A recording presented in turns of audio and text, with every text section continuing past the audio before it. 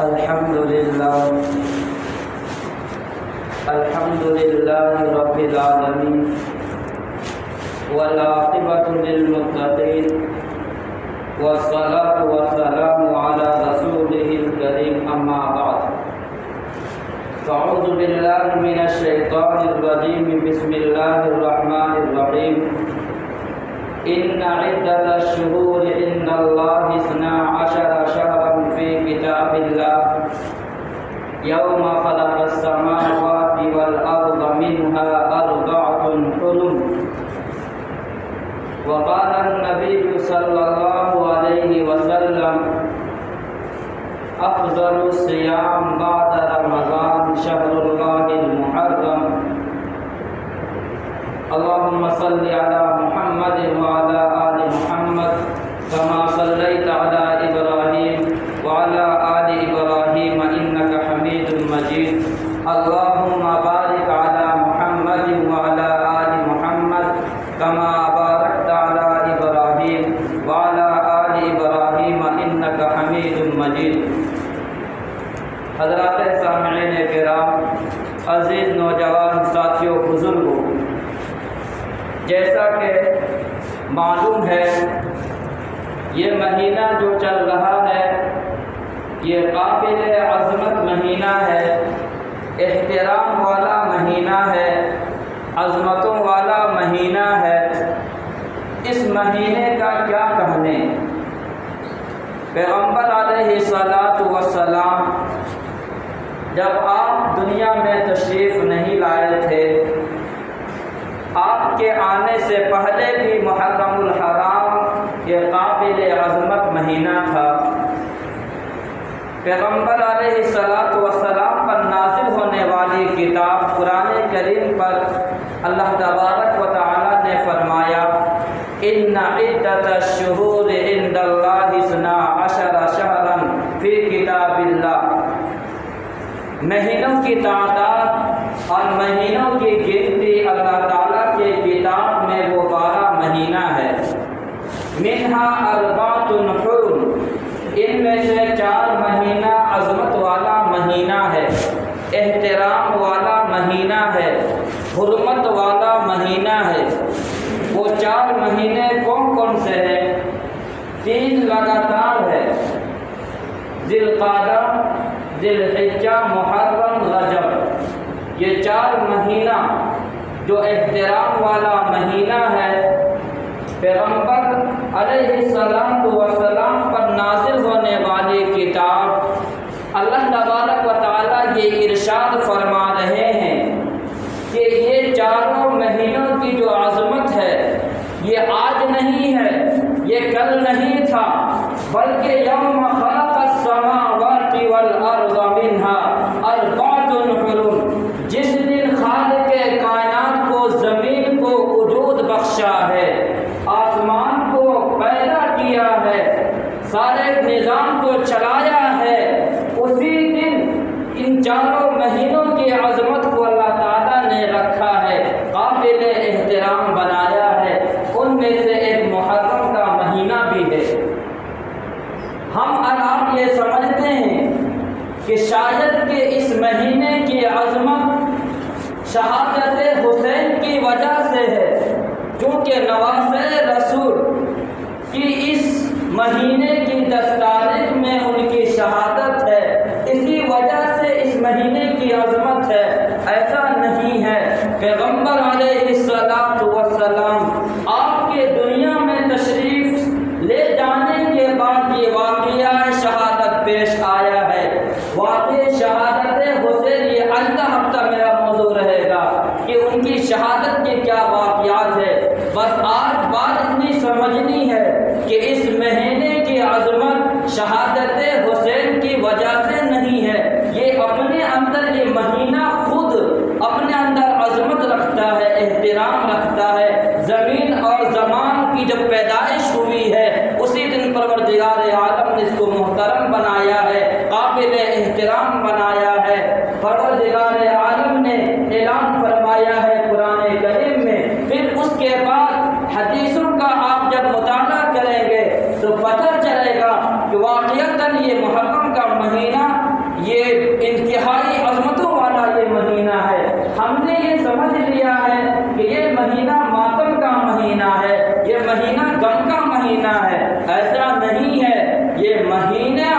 پروردگار عالم کے نزدیک سرور دو جہاں جناب رسول اللہ صلی اللہ علیہ وسلم کی نگاہ میں اس مہینے کی عظمت ہے۔ ایک بات اور جو سمجھنی ہے وہ یہ ہے، اسلامی تاریخ کا آغاز، اس میں اسلامی سال کا جو آغاز ہوا ہے یہ جناب عمر بن خطاب رضی اللہ تعالی عنہ کے دور خلافت سے اسلامی تاریخ کا آغاز ہوا ہے۔ ان کے زمانے سے پہلے یہ اسلامی مہینہ کا رواج نہیں تھا، اسلامی کیلنڈر نہیں تھا۔ سیدنا عمر بن خطاب رضی اللہ تعالی عنہ کے پاس ایک خط آیا، اس خط کے اندر تاریخ لکھی ہوئی تھی، اس تاریخ کے اندر عیسوی تاریخ لکھی ہوئی تھی۔ عیسوی تاریخ کا مطلب یہ ہے کہ چنانچہ عیسائیوں نے اپنے نبی حضرت عیسیٰ علیہ السلام کی جس دن پیدائش ہوئی ہے اسی دن کو ان لوگوں نے اپنے تاریخ کا حصہ بنا لیا ہے، اور اپنے تاریخ کو اسی سے ان کی تاریخ کی ابتدا اور شروعات ہوتی ہے۔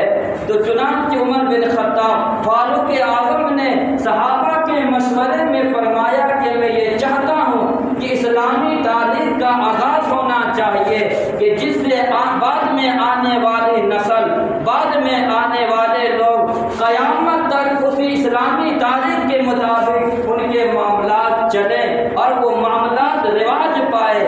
صحابہ کی موجودگی میں کسی صحابہ نے مشورہ یہ دیا، اسلامی تاریخ کا آغاز حضور اکرم صلی اللہ علیہ وسلم کی ولادت سے شروعات کی جائے، یعنی پیغمبر جب دنیا میں تشریف لائے ہیں اس دن کو اسلامی تاریخ کا بنیاد بنایا جائے، اس تاریخ کو نمونہ بنایا جائے۔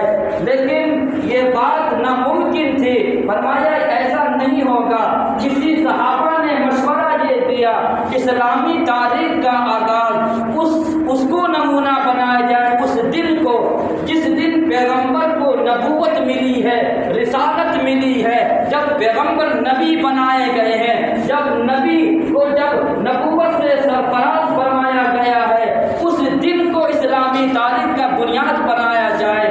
لیکن ایسا بھی نہیں ہوا، اور دونوں کو نہ بنانے کی وجہ بھی ہے کہ نبی اکرم صلی اللہ علیہ وسلم کی ولادت کو اسلامی تاریخ کا بنیاد اس لیے نہیں بنایا گیا ہے کہ عیسائی حضرات اپنے نبی حضرت عیسیٰ علیہ السلام کی پیدائش سے ان لوگوں کے یہاں تاریخ کا آغاز ہوتا ہے، تو دونوں ہمارے اور ان کے درمیان جو ہے مشابہت لازم آئے گی، ایک جیسا ہو جائے گا۔ اور پیغمبر نے اعلان فرمایا من تشبہ بقوم فہو منہم، جو آدمی کسی غیر کا مشابہت اختیار کرے گا، اس جیسا اپنانا چاہے گا، وہ ہم میں سے نہیں ہے، وہ ہمارا اور اس سے کوئی تعلق نہیں ہے۔ اس لیے اس کو تو اسلامی تاریخ کا بنیاد نہیں بنایا گیا۔ دوسرا جو صحابہ نے جو مشورہ دیا وہ یہ دیا کہ جب پیغمبر کو جب نبوت سے سرفراز فرمایا گیا ہے اس دن کو تاریخ کا حصہ بنایا جائے، لیکن یہ بھی ناممکن تھا، اس لیے کہ پیغمبر علیہ السلام کو جب نبوت ملی ہے اور نبوت ملنے کے بعد صحابہ کرام اپنے ایمان کا ظاہر کرنا، اپنے ایمان کو لوگوں سے بتانا ایسا تھا جیسا کہ موت کو اپنے دل و جسم سے موت کو لگانا، اس انداز سے تھا، اس لیے یہ ناممکن تھا۔ پھر ایک رائے آئی کہ اسلامی تاریخ کا آغاز اس دن کو بنایا جائے، بنیاد اس دن کو بنایا جائے جس دن اسلام میں فتح ہوئی ہے، جس دن اسلام جو ہے ترقی پہ آیا ہے، وہ جو ہجرت کا زمانہ ہے۔ تو چنانچہ ہجرت کو پیغمبر علیہ السلام جس دن اور آپ کے صحابہ مکہ سے مدینہ جس دن آپ نے روانہ ہوئے ہیں، آپ نے ہجرت کیے ہیں، اس کو اسلامی تاریخ کا بنیاد بنایا گیا ہے۔ یہ اسلامی بنیادی مہینے کا یہ آغاز ہے۔ ہمارا سال کا افتتاح، ہمارا سال کا آغاز محرم الحرام کے مہینے سے ہوتا ہے، اور اسلامی تاریخ کے 1443 ہجری یعنی 1443 سال مکمل ہو چکے ہیں۔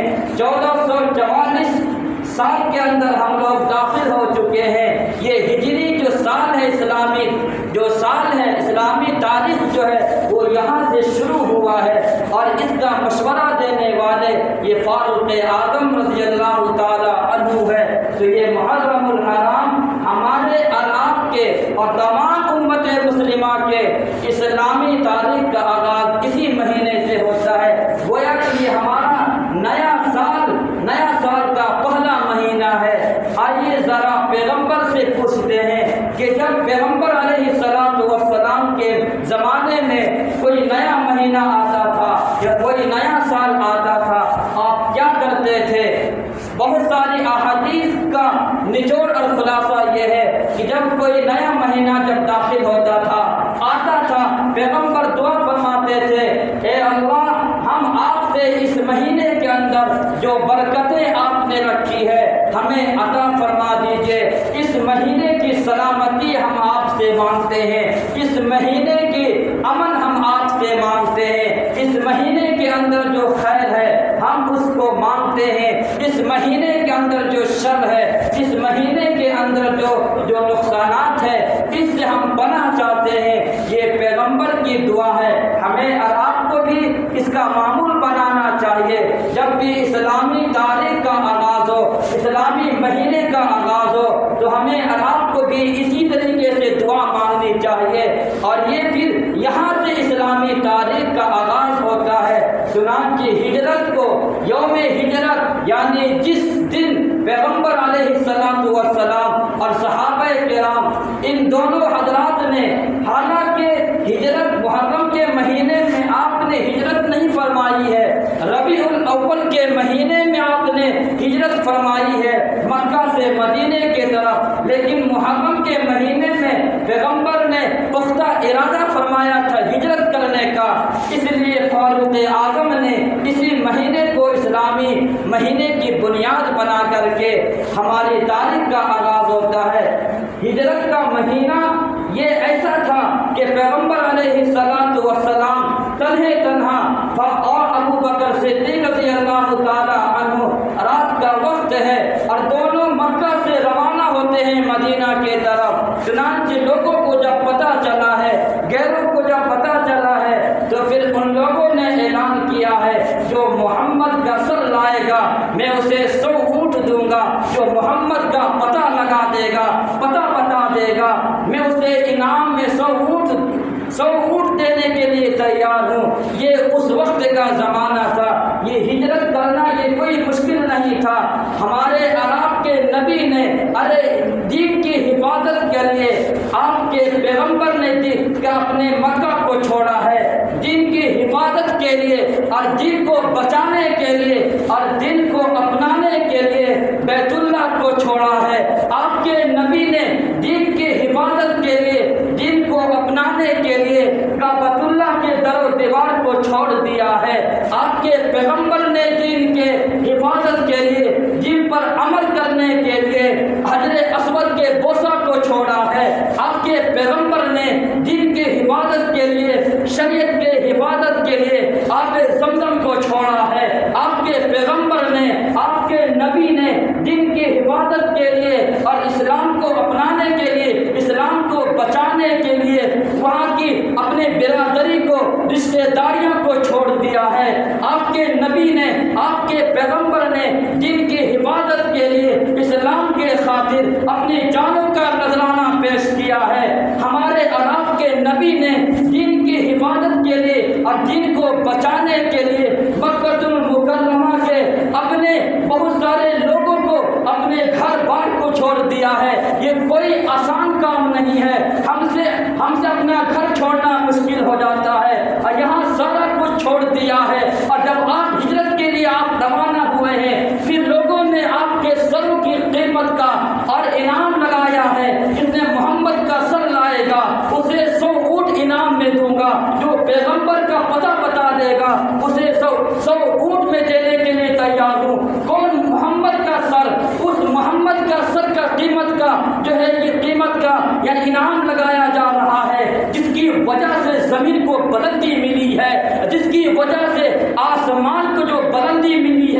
اور یہ جو نظر جو آ رہا ہے یہ محمد مصطفیٰ کی یہ برکت ہے، اور اس محمد کی سر کی قیمت کا اعلان ہو رہا ہے۔ جس محمد کو دیکھنے کے لیے آسمان سے فرشتہ نازل ہوتا تھا، اس محمد کے سر کا قیمت کا انعام لگایا جا رہا ہے کہ جس کا تذکرہ قرآن میں پروردگار عالم نے آپ کا چہرے کا قسم کھایا ہے، آپ کے زلفوں کا قسم کھایا ہے، واللیل اذا سجا والضحی، اس نبی کے سر کا قیمت کا انعام لگایا ہے جس نبی کے شہر کے بارے میں خود قرآن اعلان کرتا ہے لا اقسم بہذا البلد، اس نبی کے سر کے قیمت کا ان لوگوں نے اعلان کیا ہے جس نبی کا تذکرہ قرآن کے ہر چیزوں کا تذکرہ قرآن میں آپ کو مل جائے گا۔ محمد کا زمانے کا تذکرہ قرآن کہتا ہے والعصر ان الانسان لفی خسر۔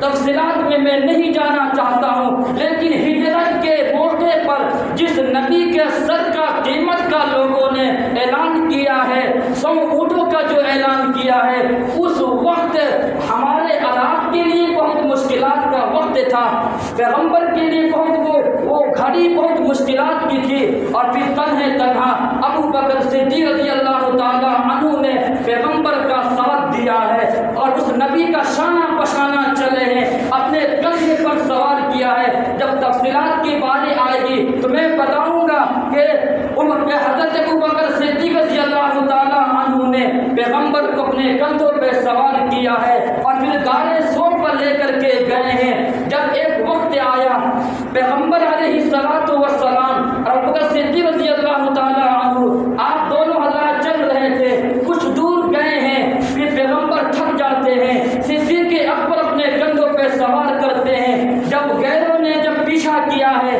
اور پھر کچھ دور گئے ہیں تو دو انسانوں کا قدم کا نشانات ملتا تھا کہ ادھر سے 2 آدمی گزرے ہیں، لیکن جب کچھ دور جانے کے بعد صرف ایک آدمی کا نشان قدم ملتا ہے اور ایک آدمی کا نشان نہیں ملتا ہے۔ وہ لوگ حیران ہو گئے ہیں، یہاں تک کہ تو 2 آدمی کا نشانات قدم ملتا ہے، لیکن اس کے بعد تو ایک شخص کا نشان ہے، پاؤں کا نشان ہے، آخر ایک شخص گیا ہے تو کہاں گیا ہے؟ لیکن وہ اس وقت کا لوگ سمجھ گئے تھے کہ یہ کچھ اور بات نہیں ہے، گئے کہیں نہیں ہے۔ صدیق اکبر نے پیغمبر کو اپنے کندھوں پہ سوار کیا ہوگا اور پھر سفر کا روانہ ہوئے ہوں گے۔ یہ اس قدر جو ہے حق ادا کر دیا ہے صدیق اکبر رضی اللہ تعالی عنہ نے۔ تو یہ وہی ہجرت کے زمانہ ہمارے عراق کے لیے اسلامی مہینے کا جو آغاز ہے، اسی ہجرت کے زمانے کو فاروق اعظم نے سامنے رکھ کر کے اسلامی تاریخ کو بنایا ہے۔ تو محرم الحرام یہ ہمارے اسلامی مہینوں میں سے پہلا مہینہ ہے، اسی سے سال کا آغاز ہوتا ہے۔ ہمیں اس سال میں کیا کرنا چاہیے؟ اپنے نفس کا محاسبہ کرنا چاہیے۔ ہم نے 1443 ہجری میں یعنی 1443 سال پہلے ہم نے یعنی اس گزشتہ سال پہلے ہم نے بہت سارے گناہ کیے ہیں۔ اپنے نفس اپنے گریبان پر جھانک کر کے دیکھے، ہم نے گزشتہ سال ہم نے بہت سارے گناہ کیے ہیں۔ اب آئندہ سال جو ہمارا 1444 ہجری کے اندر جو ہم داخل ہوئے ہیں، نئے سال کے اندر جو ہم داخل ہوئے ہیں، ہم نے کیا پایا، ہم نے کیا کھویا؟ جو کمزوری ہے اس کو دور کرنا ہے اور جو خوبی ہے خدا کا شکر ادا کرنا ہے۔ اگر اس سال سے پہلے ہم لوگ نماز نہیں پڑھتے تھے تو پھر اب نمازوں کا اہتمام کرنا ہے۔ ہم لوگ شراب کے عادی تھے تو شراب کو چھوڑنا ہے۔ ہم لوگ ایک دوسرے کے ایسی باتیں کہتے تھے جس سے لوگوں کی جو تکلیفیں پہنچتی تھی، تو آئندہ سال جو اس سال کے اندر ہم ان سب چیزوں سے توبہ کریں۔ تو یہ محرم الحرام کا مہینہ اپنے نفس پر جھانکنے اور اپنے نفس کا محاسبہ کرنے کا بھی یہ مہینہ ہے۔ ہمیں آپ کو خصوصی طور پر اس مہینے کی عظمت میں ہمیں کیا کرنا چاہیے، کیا نہیں کرنا چاہیے۔ پیغمبر علیہ الصلوۃ والسلام سے 2-3 باتیں ملتی ہے جسے ہمیں آپ کو اپنانا چاہیے۔ پیغمبر علیہ الصلوۃ والسلام نے ارشاد فرمایا افضل الصیام بعد رمضان شہر اللہ المحرم، رمضان المبارک کے بعد اگر کوئی مہینے کے اندر روزہ رکھنا رکھنا یہ زیادہ فضیلت کا باعث ہے۔ وہ محرم الحرام کا مہینہ ہے، محرم میں روزہ رکھنا گویا کہ سرور دو عالم کا پسندیدہ عمل ہے اور یہ سنت عمل ہے۔ اس حدیث کے اندر پیغمبر نے مطلق فرمایا محرم کا روزہ رکھا جائے اور محرم کا روزہ رکھنا یہ فضیلت کی بات ہے، لیکن ایک دوسری حدیث کے اندر پیغمبر نے فرمایا جو انسان محرم کا ایک روزہ رکھتا ہے، صرف ایک روزہ رکھتا ہے، کسی دین کے متعلق پیغمبر نے نہیں فرمایا، عمومی طور پر کسی ایک محرم کے کسی ایک دن کا روزہ رکھتا ہے اسے 30 روزوں کا ثواب ملتا ہے، ایک مہینہ روزوں کا ثواب ملتا ہے۔ یہ دو حدیث اور ایک تیسری حدیث خصوصی طور پر پیغمبر نے یوم عاشورہ 10 محرم کے روزے سے متعلق پیغمبر نے ارشاد فرمایا ہے کہ صیام یوم عاشورہ احتسب علی اللہ ان یکفر السنۃ التي قبلہ، کہ جو آدمی 10 محرم کا روزہ رکھتا ہے، یوم عاشورہ کا روزہ رکھتا ہے، مجھے امید کامل ہے پروردگار عالم سے کہ اللہ تبارک و تعالی اس انسان کے ایک سال گزشتہ ایک سال گناہوں کو معاف فرما دے گا۔ صرف ایک روزہ 10 محرم کا روزہ رکھنے سے ایک سال کے گناہ مٹ جاتے ہیں۔ یہ سودا آسان ہے، یہ سودا مفت ہے، اس کو ضائع نہیں کرنا چاہیے، اس کو اپنا لینا چاہیے۔ ہم میں سے کون ایسا ہے جس نے گناہ نہ کیا ہو؟ اس زمین کو، اس دھرتی کو گناہوں سے ہم نے بھر دیا ہے، اس نیلی آسمان کو ہم نے گناہوں سے سیاہ کر دیا ہے۔ کون ایسا انسان ہے کہ جو گناہوں سے خالی ہے؟ جب ہم گناہ گار ہیں اور ہمیں آفر سرور دو عالم دے رہے ہیں تو پھر ہمیں اس کو اپنانا چاہیے۔ تو آج سے جو ہے گزارش ہوگی، التماس ہوگی، تمام حضرات نیت کریں گے کہ 10 محرم کا روزہ خصوصی طور پر ہم رکھیں گے۔ لیکن پھر پیغمبر نے ایک بات اور ارشاد فرمائی، جب پیغمبر مکہ المکرمہ سے ہجرت کر کے آپ مدینہ گئے ہیں، آپ نے فرمایا وہاں کے انصار لوگوں نے کہا یا رسول اللہ یہاں کے یہودی لوگ 10 محرم کا روزہ رکھتے ہیں۔ پیغمبر نے ارشاد فرمایا، پوچھا کہ تم لوگ روزہ کیوں رکھتے ہو، کیا وجہ ہے کہ 10 محرم کو تم لوگ روزہ رکھتے ہو؟ ان لوگوں نے کہا انجى اللہ فیہ موسیٰ وقومہ، 10 محرم کو اللہ تبارک و تعالیٰ نے موسیٰ اور ان کی قوم کو اللہ نے فتح عطا کیا تھا، نجات عطا فرمایا تھا، اسی لیے ہم لوگ روزہ رکھتے ہیں۔ وغرق فرعون وقومہ، فرعون کو اور ان کے ماننے والوں کو اس دن اللہ تبارک و تعالیٰ نے ہلاک و برباد کر کے کیا تھا، اسی لیے ہم آج کے دن روزہ رکھتے ہیں۔ پیغمبر نے ارشاد فرمایا اس کا تو ہم زیادہ مستحق ہے، وَنَحْنُ أَحَقُّ بِالْأَوْلَى، ہم تو اس کا زیادہ مستحق ہے کہ ہم اس دن روزہ رکھیں۔ چنانچہ پھر پیغمبر نے اعلان کیا وَأَمَرَ بِصِيَامِهِ، کہ 10 محرم کو تم لوگ بھی روزہ رکھا کرو، لیکن ساتھ ہی ساتھ ایک بات پیغمبر نے اور ارشاد فرمایا خالفوا فیہا الیہود، یہود کی مخالفت کرو۔ کیا مطلب یہ ہے وہ لوگ 10 محرم کا روزہ رکھتا ہے تو تم لوگ چاہے اس سے ایک دن پہلے یا ایک دن بعد یعنی ایک روزہ اور اس میں ملا دیا کرو، شامل کر لیا کرو۔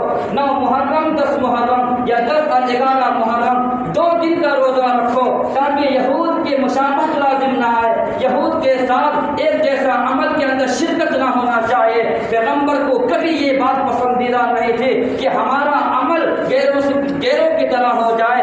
لیکن اگر 10 محرم کا روزہ رکھتا ہے تو تمہیں یہ سوچنا چاہیے کہ ایک دن پہلے کا روزہ یا ایک دن آئندہ روزہ ملا کر کے 2 دن کا روزہ رکھنے کی کوشش کرنا چاہیے۔ آپ بھی 2 دن کا روزہ رکھیں گے، اللہ تبارک و تعالیٰ آپ کو جو دن آپ کے لیے سہولت ہو، 9 10 یا 10 11 جو دن آپ کے لیے سہولت ہو، آپ 2 دن روزوں کا اہتمام کریں گے اور اپنے اعمال کے اندر نیکیوں کا جو ہے آپ کے اعمال کے اندر نیکیاں بھر جائے گی۔ یہ ہر وقت یہ انسانوں کو نہیں ملتا ہے، خاص موقع پر پیغمبر نے روزوں کا حکم دیا ہے اور پھر پیغمبر نے خود اعلان فرمایا اگر زندگی میرے ساتھ وفا کی ہے اور آئندہ سال میں زندہ رہا تو میں ایسے ہی کروں گا، یعنی 9 10 یا 10 اور 11 دونوں ملا کر کے روزہ رکھوں گا۔ لیکن پیغمبر کے ساتھ زندگی نے وفا نہیں کی۔ پیغمبر محرم الحرام کے آنے سے پہلے پیغمبر دنیا سے تشریف لے گئے ہیں، لیکن آپ نے یہ بات ارشاد فرمایا ہے۔ اس لیے علماء بھی یہی کہتے ہیں 2 دن کا روزہ رکھنا چاہیے۔ اور اس مہینے میں دوسری چیز جو کرنے کی ہے وہ یہ ہے، یہ بھی حدیث پیغمبر سے ثابت ہے، فرمایا 10 محرم کو من وسع نفسہ، کہ جو آدمی اپنے ذات کے اوپر اور اپنے اہل و عیال کے اوپر فراخ دلی کے ساتھ، کشادہ دلی کے ساتھ خرچ کرتا ہے، یعنی اس دن خرچ کرنے میں بخل نہیں کرتا ہے، بالکل دل کھول کر کے خرچ کرتا ہے، آس پڑوس کی بات نہیں ہے، یہاں پر بات یہ اپنے ذات پر خرچ کرتا ہے، اپنے اہل و عیال بال بچوں پر طاقت سے یعنی وسعت سے زیادہ خرچ کرتا ہے، رب العالمین اس عمل کی برکت سے پورے سال اس کے رزق کے اندر برکت عطا فرمائے گا، وسعت فرمائے گا۔ تو حدیث سے یہی 2 چیزیں ملتی ہے، روزہ رکھنا ہے اور پھر اپنی ذات پر اپنے اہل و عیال کے اوپر خرچ کرنے میں بخل سے کام نہیں لینا ہے، بلکہ دل کو کھول کر کے خرچ کرنا ہے، یہی چیزیں اپنانے کی ہے، اس کے علاوہ کوئی چیز اپنانے کی نہیں ہے۔ بہت سارے رسمیں ہیں، ان میں سے 1-2 رسموں کو میں بولتا ہوں کہ محرم الحرام کے مہینے میں لوگ سمجھتے ہیں کہ یہ محرم یہ نحوست کا دن ہے، یہ نحوست کا مہینہ ہے، ایسا نہیں ہے، کوئی دن کوئی مہینہ نحوست والا اسلام کے اندر نہیں ہے، کوئی مہینہ نحوست والا نہیں ہے۔ لوگ یہ سمجھتے ہیں محرم الحرام کے مہینے میں روزہ شادی بیاہ کرنا یہ جائز نہیں ہے، یہ حرام ہے، ایسا کچھ بھی نہیں ہے۔ پیغمبر نے خود اپنی شادی 10 محرم کو سب سے پہلی شادی خدیجہ الکبریٰ رضی اللہ تعالی عنہا سے آپ نے نکاح کیا ہے، وہ 10 محرم تھا۔ پھر خود آپ نے دوسری بیوی حضرت صفیہ سے آپ نے نکاح کیا ہے، وہ 10 محرم تھا۔ پھر خود اپنی صاحبزادی کا نکاح ام کلثوم کا نکاح ایک روایت کے مطابق آپ نے محرم کے مہینے میں سن 3 ہجری میں کیا ہے۔ دوسری بیٹی حضرت فاطمہ کا نکاح آپ نے ایک روایت کے مطابق محرم کے مہینے میں آپ نے نکاح کیا ہے۔ تو یہ محرم میں یہ چیزیں ہمارے اور آپ کے درمیان یہ غلط رائج ہے کہ محرم کے مہینے میں نکاح نہیں کرنا چاہیے، ایسا کچھ نہیں ہے۔ اگر ان سے سوال کیا جائے تو سوال یہ ملتا ہے، سوال کا جواب یہ آتا ہے چونکہ اس مہینے میں حضرت حسین رضی اللہ تعالیٰ عنہ کی شہادت ہے، غم کا مہینہ ہے، ایسا کچھ نہیں ہے۔ پیغمبر دنیا سے جب آپ تشریف لے گئے تھے اس کے بعد کا یہ واقعہ ہے شہادت حسین، اس لیے اسلام سے اس کا کوئی بھی تعلق نہیں ہے کہ اس مہینے کے اندر شادی بیاہ نہیں کرنا چاہیے۔ اگر اس بات کو اگر مان لیا جائے تو پھر میرا ایک سوال یہ ہے، کون مہینہ ایسا ہے کہ جس مہینے میں جو ہے پیغمبر کے صحابہ کا انتقال نہ ہوا ہو، پیغمبر کے صحابہ کا شہادت نہ ہوئی ہو؟ آپ لیجئے جمادی ثانی کے اندر شہادت عثمان غنی رضی اللہ تعالیٰ عنہ ہے، آپ شوال کا مہینہ لیجئے، شوال کے مہینے کے اندر 70 صحابہ شہید ہوتے ہیں۔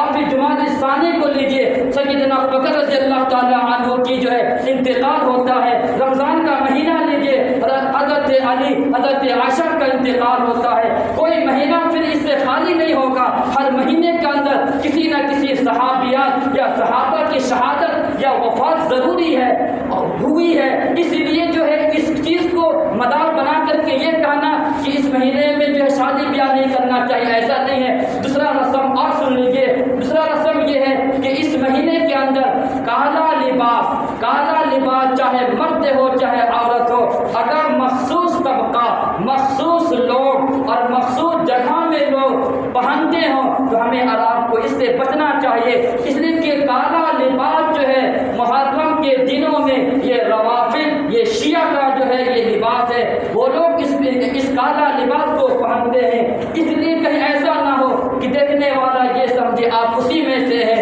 ایسا اس لیے علماء پرہیز بتاتے ہیں اس مہینے کے اندر کالے کپڑا نہیں پہننا چاہیے۔ جہاں پر روافض شیعہ نہیں ہے وہاں آپ پہن سکتے ہیں، لیکن جہاں وہ لوگ موجود ہیں وہاں آپ رہتے ہیں، اس سے پرہیز کرنا چاہیے۔ آپ کوئی بھی کپڑا سال کے کسی دن پہن سکتے ہیں، لیکن مخصوص محرم کے دنوں میں چونکہ ان لوگوں کا یہ مذہبی شعار بن گیا ہے، علامت بن گئی ہے، اور اور پھر پیغمبر کی حدیث میں نے بتایا اسے بچنا چاہیے، اس لیے کالا لباس اگر کوئی یہ سمجھے کیونکہ یہ غم کا مہینہ ہے اسی لیے سیاہ لباس پہنتا ہے تو پھر یہ اور خطرناک بات ہے، لیکن کوئی یوں ہی نہیں پہنتا ہے وہ بات اور ہے۔ تیسری بات اور سمجھ لیجیے، لوگ سمجھتے ہیں کہ یہ ماتم کا مہینہ ہے، ایسا نہیں ہے۔ پیغمبر نے فرمایا جو زمانے جاہلیت والی بات کہی یا جس نے اپنے چہرے کو نوچا، اپنے گریبان کا چاک کیا ہے، یعنی خاموخواہ جو ہے اپنے جسم پر لوگ جو ہے ضربے مارتے ہیں، تکلیف پہنچاتے ہیں، فلیس منا، وہ ہم میں سے نہیں ہے۔ شیعہ حضرات کو آپ دیکھتے ہیں، روافض کو آپ دیکھ لیجیے، خاموخواہ جو ہے اپنے جسم کو تکلیف پہنچا رہے ہیں اور اپنے زنجیروں سے اپنے جسم کو نقصان پہنچا رہے ہیں۔ یہ اسلام سے اس کا کوئی تعلق نہیں ہے۔ یہ جس طریقے سے خودکشی کرنا، سوسائڈ کرنا یہ حرام ہے، اور جس طریقے سے بدن کے کسی حصے کو کاٹ ڈالنا، اپنے آپ جان بوجھ کر کے کاٹنا یہ حرام ہے۔ اسی طریقے سے اپنے جسم کے کسی حصے کو تکلیف پہنچانا یہ مذہب اسلام اس کی اجازت نہیں دیتا ہے۔ یہ بظاہر یہ جسم ہمارا ہے لیکن پروردگار عالم کس پر ملکیت ہے؟ ہم اپنے جسم کے مالک ہم نہیں ہیں، اس جسم کا مالک اللہ رب العالمین ہے۔ تو ہمیں جس طریقے سے چاہے اس پر تصرف کرے ایسا نہیں ہوگا۔ پروردگار عالم جب اس جسم کا مالک ہے تو اس کا پوچھ تاچھ بھی کریں گے۔ اس لیے ماتم کرنا اور پھر بہت سارے رسومات ہے، چاند دیکھنے کے بعد فلاں چیز نہیں کھانی چاہیے، فلاں چیز کھانی چاہیے، یہ بدعت ہے، یہ رسم ہے، یہ رواج ہے۔ ان سب چیزوں کو بچنا چاہیے۔ جو چیز کرنے کی ہے میں نے کہہ دیا، آپ روزہ رکھیے، اپنے اہل و عیال پر خرچ کیجیے۔ ایک آخری بات ہے کہ حضرت حسین کے نام پر لوگ دودھ بانٹتے ہیں اور شربتیں بانٹتے ہیں اور پھر سبیلے لگاتے ہیں، یہ بات یاد رکھنے کی ہے۔ نظر ہو، نیاز ہو، اللہ رب العالمین کے نام پر کیا جائے تو وہ جائز ہے، کسی غیر اللہ کے نام پر اگر کیا جائے وہ حرام ہے۔ نہ آپ اس پہ چندہ دیجیے گا، نہ آپ اس میں چینی دیجیے گا، نہ آپ اس شربت کو پیجیے گا۔ جہاں پر حضرت حسین کے نام سے اس طریقے سے جو افواہ ہو، اس طریقے سے وہاں پر رسم رواج ہو، آپ ان چیزوں سے بچیے گا۔ پورے سال آدمی صدقہ خیرات کر سکتا ہے، لیکن خاص کر کے محرم کے دنوں میں یہ سمجھ کر کے حضرت حسین، میں نے اس سے پوچھا تو اس نے یہ کہا چونکہ حضرت حسین کربلا میں 3 دن پیاسے تھے اسی لیے میں لوگوں کو پانی پلاتا ہوں تاکہ حضرت حسین کی پیاس بجھ جائے۔ یہ خامخواہ کی بات ہے، ان کا مذہب اسلام میں اس کا کوئی تعلق نہیں ہے۔ اس لیے ان سب چیزوں سے ہمیں اور آپ کو بچنا چاہیے۔ آخری بات یہ ہے، ہمیں اور آپ کو پروردگار عالم نے بہت کچھ دیا ہے۔ ہم نے پہلے بھی کہا تھا جب آپ مسجد میں آئے تو کم از کم ہر آدمی اپنے جیب میں کچھ نہ کچھ لے کر کے آنا چاہیے۔ آپ نماز یہاں پڑھے یا کسی مسجد میں پڑھے، مسجد والوں کا جو ہے بہت سارے اخراجات ہوتے ہیں، یہ چیز بولنے کی نہیں ہوتی ہے، سارا کام خطیب نہیں بولتا ہے، لیکن لوگوں یہاں تک لوگ آ چکے ہیں کہ 100 روپیہ مارکیٹ میں لے جاتے ہوئے اسے ہلکا لگتا ہے، بہت کم لگتا ہے، اور یہاں 10 روپیہ دیتے ہوئے ہمیں آپ کو بوجھ لگتا ہے۔ یہ ایسا نہیں ہونا چاہیے۔ ہمیں آپ کو یہ آپ کا ذخیرہ بن رہا ہے، کل قیامت کا دن ہوگا آپ یہی چیزیں کام آئے گی۔ اس لیے یہاں کی بات نہیں ہے، کہیں بھی آپ جائیے زندگی کا معمول بنا لیجئے کہ اپنے جیب سے 50-100 روپیہ کم از کم ہر آدمی جمعہ کے دن دے۔ اس سے بہت سارے مسجدوں کے کام ہو جایا کرتا ہے، غریبوں مسکینوں کا بہت سارا کام ہو جایا کرتا ہے، بہت ساری چیزیں ایسی ہوتی ہے۔ اس لیے آپ سے گزارش یہ ہوگی اور آپ کے دروازے تک اگر کوئی آئے تو ہمیں بولنے کی ضرورت نہیں ہے، بڑھ چڑھ کے ان لوگوں کا تعاون کرنا چاہیے۔ آپ کے دروازے پر وہ آئے ہیں، وہ محتاج بن کر کے آیا ہے، وہ سائل بن کر کے آیا ہے، ذرا آپ اپنے گریبان پر چھاڑ کر کے دیکھیے، خدا نہ خواستہ رب العالمین مجھے دروازے پر پہنچا دے اور میں سائل بن کر آؤں، ابھی کوئی مجھے نہ دے تو پھر مجھے کیسا لگے گا؟ اس لیے اپنے دل میں اندر یہ بات سوچ کر کے پھر یہ سمجھے کہ وہ بیچاری یا بیچارہ کوئی آیا ہے، وہ ضرورت لے کر کے آیا ہے۔ ہاں لیکن آپ کو اتنا حق ہے کہ